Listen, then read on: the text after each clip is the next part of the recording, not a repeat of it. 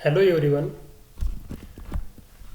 Now welcome all of you in my video lecture 3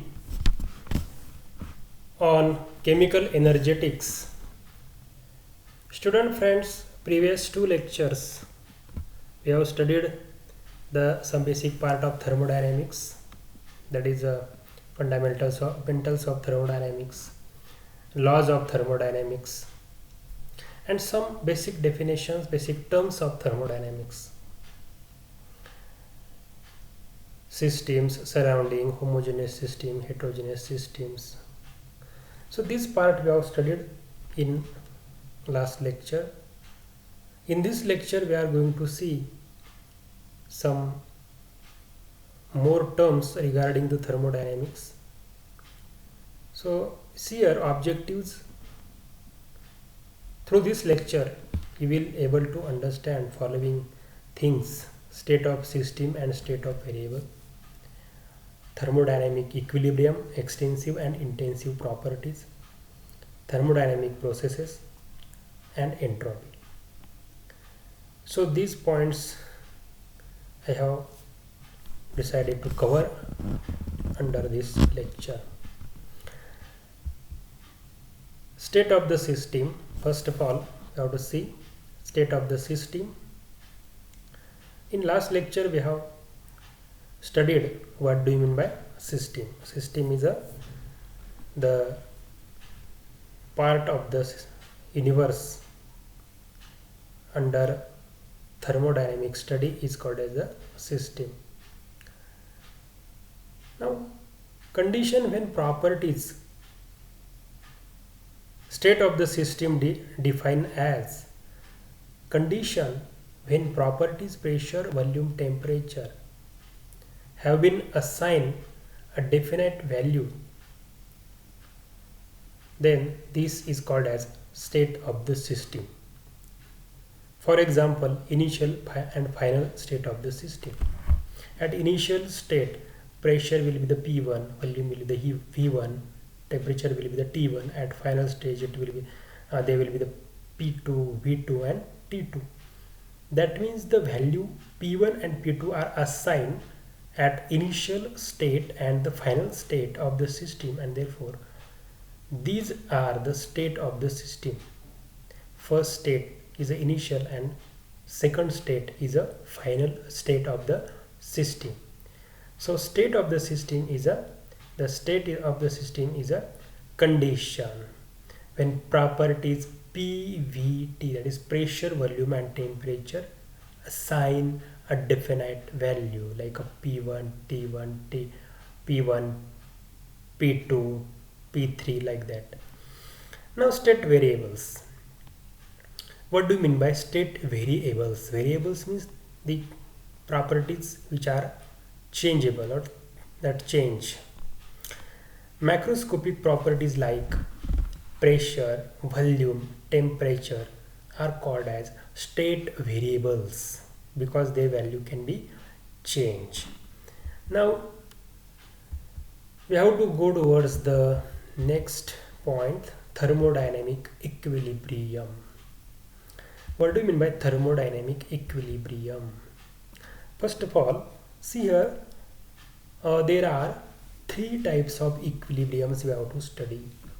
First is a thermal equilibrium, second is a mechanical equilibrium, and third one is a chemical equilibrium. So what do you mean by thermal equilibrium? No flow of heat.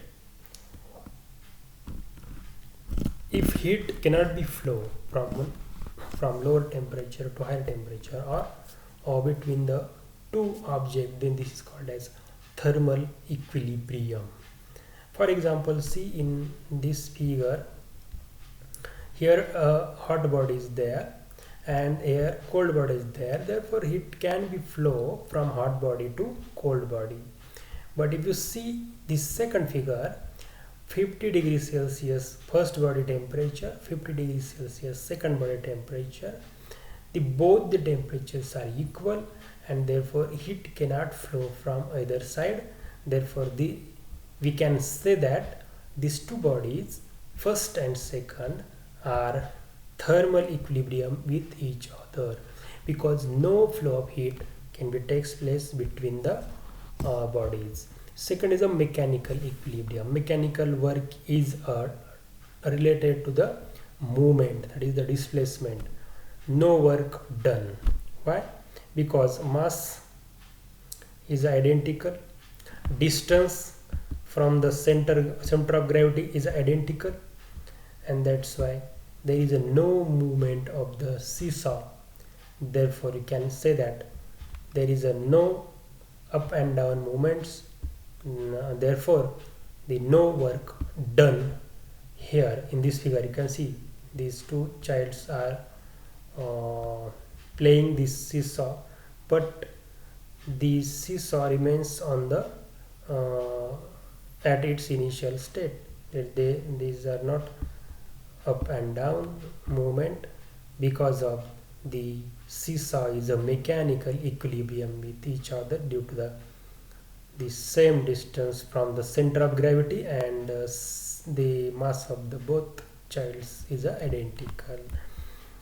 Then if you go towards the next, chemical equilibrium, when the reactant and product composition is identical, then we can say that both the reactant and products are in a chemical equilibrium with each other, or two solutions.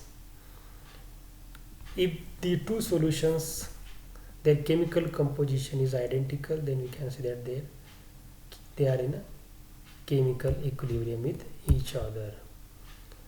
Next property we are going to see is the extensive property and intensive properties. These terms are very confusable because sometimes we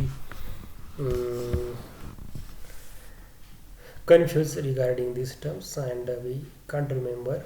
Extensive becomes intensive, and intensive becomes extensive. So here extensive properties means the properties dependent on quantity of substance present in the system. Those properties which depends on the quantity of the substance, that means amount of the substance.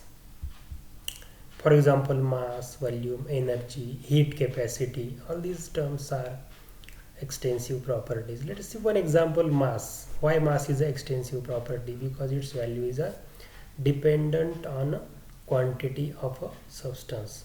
Suppose quantity of substance increases, mass also increases, right?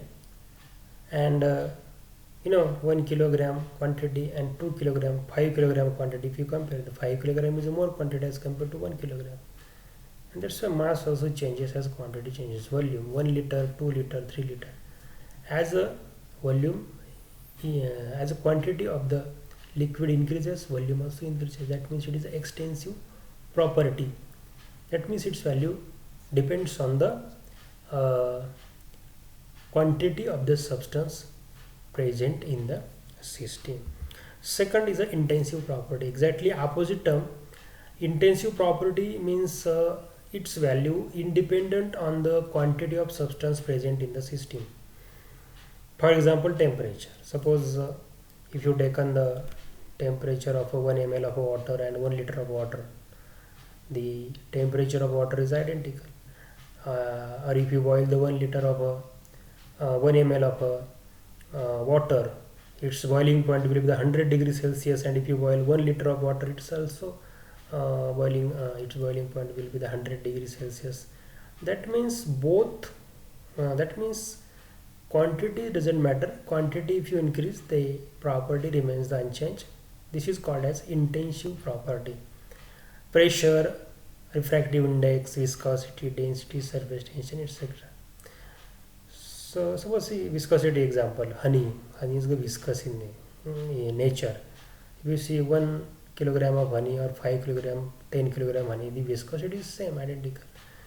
That means the property is not depends on the quantity of the substance, and that's why the intensive property is a intensive independent. So you can remember like that, intensive independent. So we will not confuse regarding the extensive and intensive properties. Here some examples are given. You can see boiling point, color, temperature, luster, hardness. These are the intensive properties, and mass, volume, these are the uh, extensive properties. Everybody understood these extensive and intensive properties? Okay, fine. Now go towards the next point, thermodynamic processes.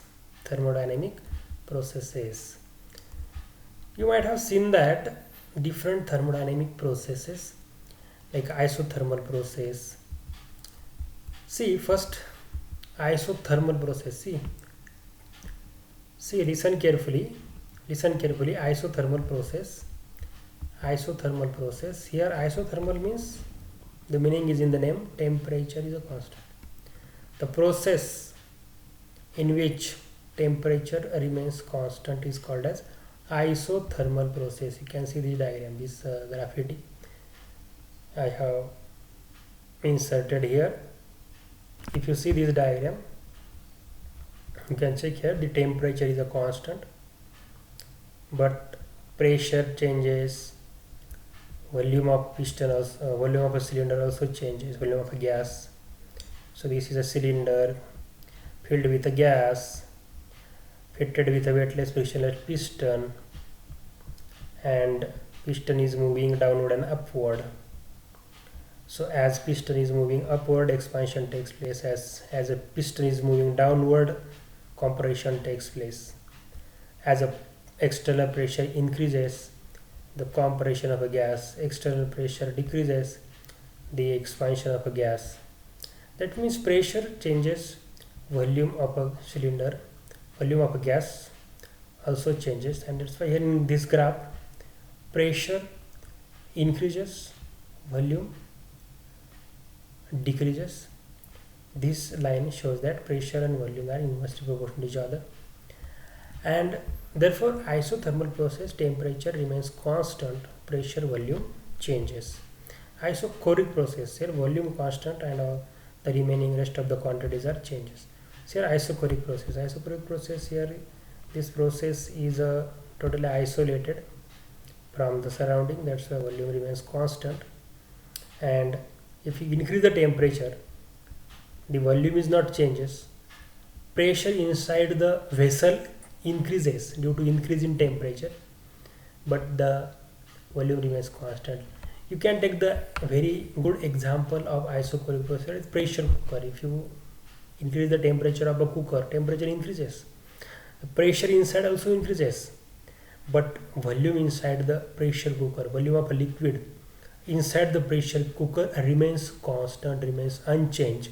That's why the isochoric process, the volume constant, remaining two parts, row or two quantities, that is the temperature, pressure changes. Isobaric process, the process in which the pressure remains constant is called as isobaric process. So if you see here this diagram, in this diagram, isobaric process, in isobaric process pressure remains constant, but at the time temperature and volume changes. Temperature and volume changes. Now adiabatic process, the adiabatic process means there is no heat allowed to exchange between the system and surrounding, is called as adiabatic process. There is no heat absorbed inside the system and not leaving through the system. This is called as adiabatic process. Everybody understood these terms: isothermal, temperature, isochoric, volume, isobaric, pressure, and adiabatic. There is no heat exchange between the system and surrounding. Reversible and irreversible processes. Reversible processes, first of all, let us see. Infinitesimally slow process can be reversed at each stage by slight increase in the opposing force, is called as reversible process. The process in which This process is a infinitesimally small. This process is a infinitesimally slow process, not small, slow process, and can be reversed at each stage by slight increase in the opposing force called a reversible process. You imagine again the weightless frictionless piston. For example, see the first diagram. In first diagram, this is a system, suppose, and if you increase the P external, the piston goes down. If you decrease the external pressure, piston goes up. This is a reversible process. Slight increase in the external pressure, the process can be reversed, and this is a reversible process. And the reversible process is very slow because there is opposing force from the both sides. Therefore process takes place very slowly, and the process can be direction of the process can be changed either forward or backward direction by slight change in the pressure.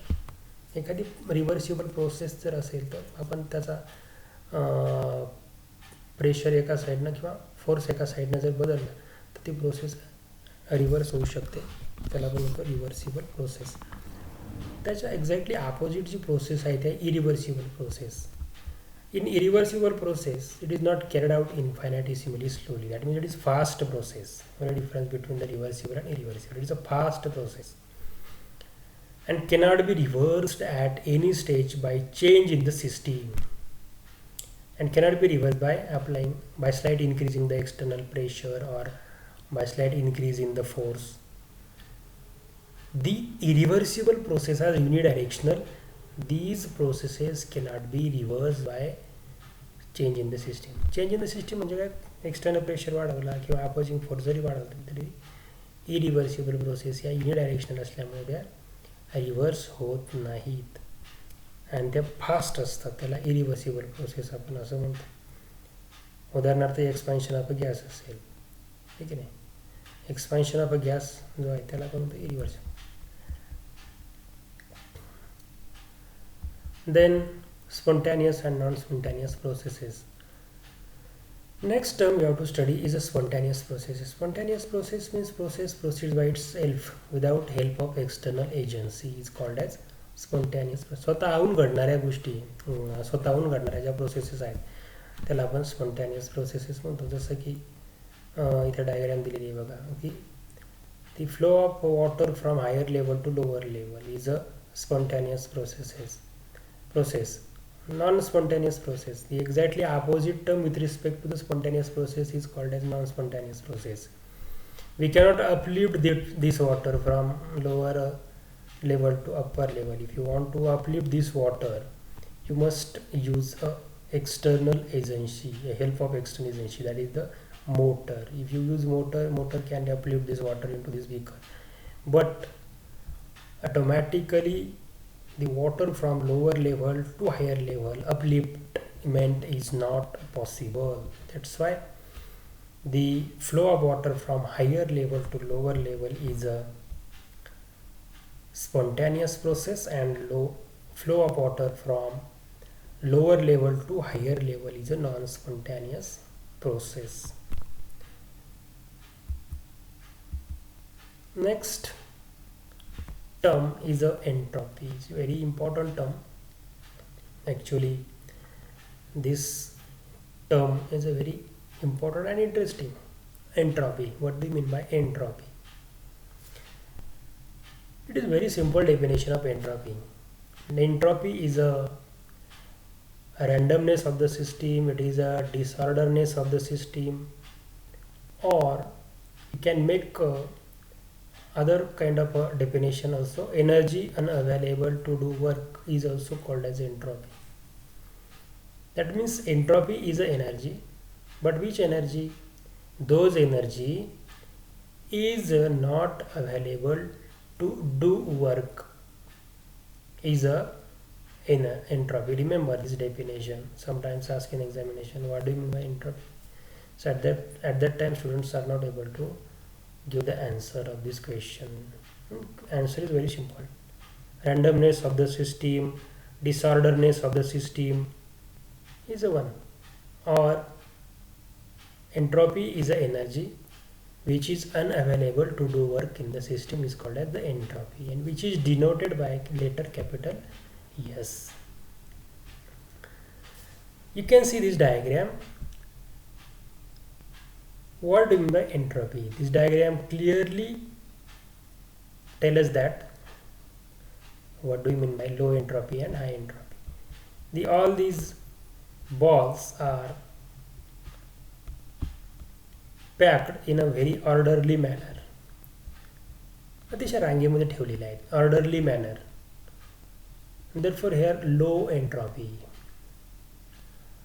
But if you go towards here, this is a random arrangement. Random arrangement means an increase in entropy. That is a more disorder, more randomness is a more entropy.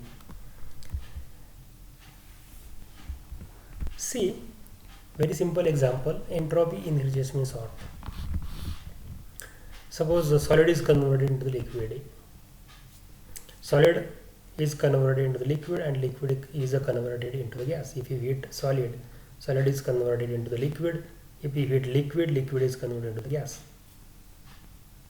And in which state there will be the more entropy, either where solid, in solid, or liquid or gas? The answer is that the gas is having a highest entropy than liquid, liquid is having a higher entropy than solid. What is the reason? Because solid is present in crystalline form, and all the atoms are packed in a very ordered manner in the solid, and that's why solid is having a low entropy. Going from solid to liquid, the intermolecular forces of attraction decreases. Molecules move away goes away from each other, they move apart, and therefore intermolecular forces of attraction decreases, and they move randomly into the beaker or any container. That means the liquid is having a higher entropy, more randomness as compared to the solid. And if you heat the liquid, liquid is converted into the vapor state, and in vapor state, in gaseous state, the molecules are very far away from each other. That is, they are very random, and more randomness means more entropy. That is, as the distance between the atoms or ions or molecules increases, the randomness increases, and randomness increases means the entropy increases. Now, the property of entropy, it is a state function. Entropy is a state function. State function means, state function can be defined as its value. State function means the property whose value depends on initial and final state of the system. Initial and final state of the system is called as state function. So here S1 is the initial, S2 is a final entropy, and change in the entropy can be given by the delta S is equal to S2 minus S1, or this is called as, the delta S is called as change in the entropy. Now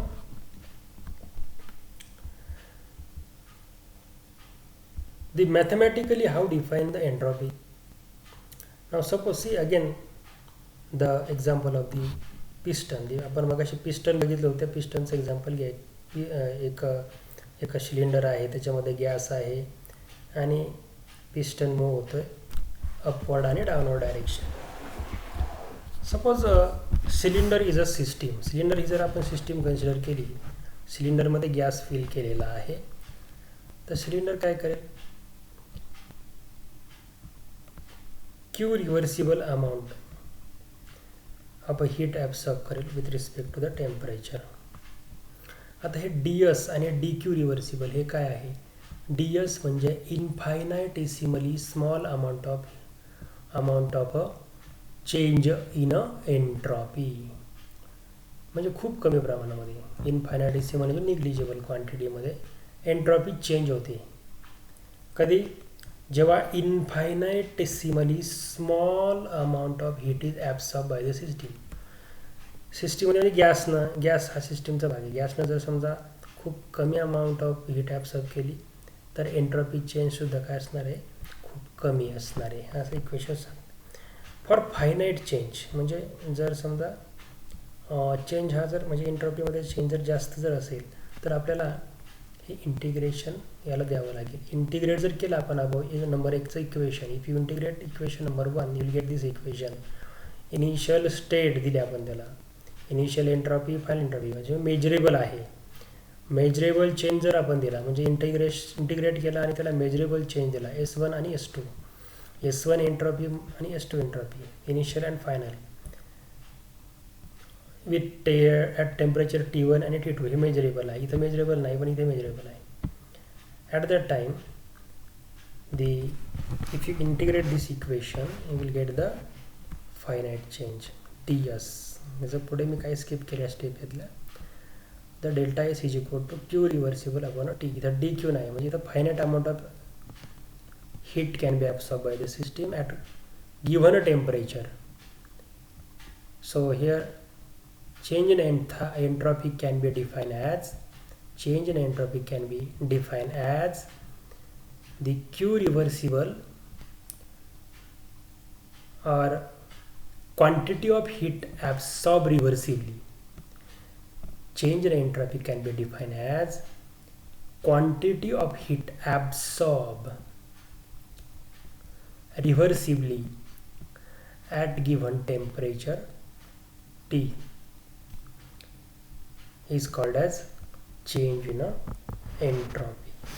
Q, quantity of heat absorbed reversibly at given temperature T, is called as change in entropy.